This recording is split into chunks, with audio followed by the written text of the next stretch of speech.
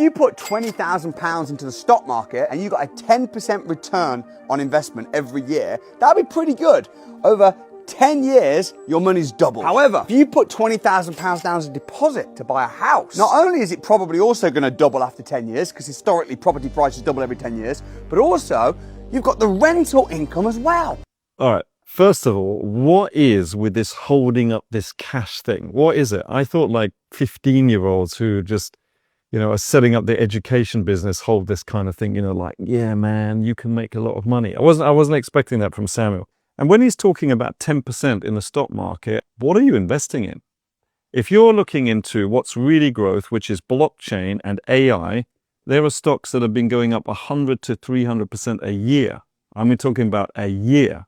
So, if you want NVIDIA, Palantir, TSMC, all of these kind of companies, so I don't know, 10% seems very low to me. That'd be pretty good. Over 10 years, your money's doubled. However, if you put £20,000 down as a deposit to buy a house, not only is it probably...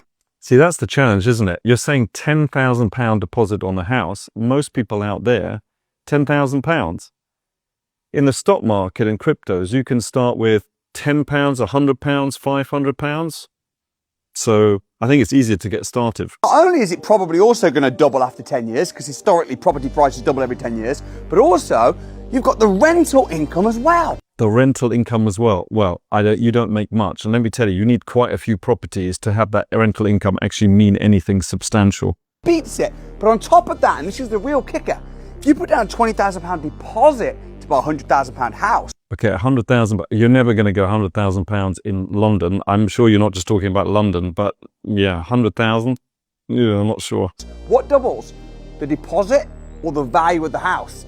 The value of the house, which means you've got a far superior investment because you're 20 grand. Okay, it is not a far superior investment, but if anything, crypto and anything to do with stock market is much, much better. And the reason is because it's liquid, right? Property is not liquid. You're stuck in there. It's illiquid. If I wanted to sell my property tomorrow, could you do it at the price that you wanted? No, it would take weeks, if not months, to finally go through. Crypto stocks, instant at the price you want. In fact, I can have the money in my account the same day. Deposit has now turned into 100 grand, which is 5 times your money, and you've got the passive income. You want to talk about passive income? You must be joking. Passive income. Let me tell you about passive income. With property, I actually have to view the properties. I have to negotiate. I actually have to get tenants. I have to go in there and do the light bulbs and the washing machine and all this kind of stuff. Passive? I don't think so. Stocks and cryptos. You know how passive it is? You do nothing. You literally press a button, click, I buy Amazon stock.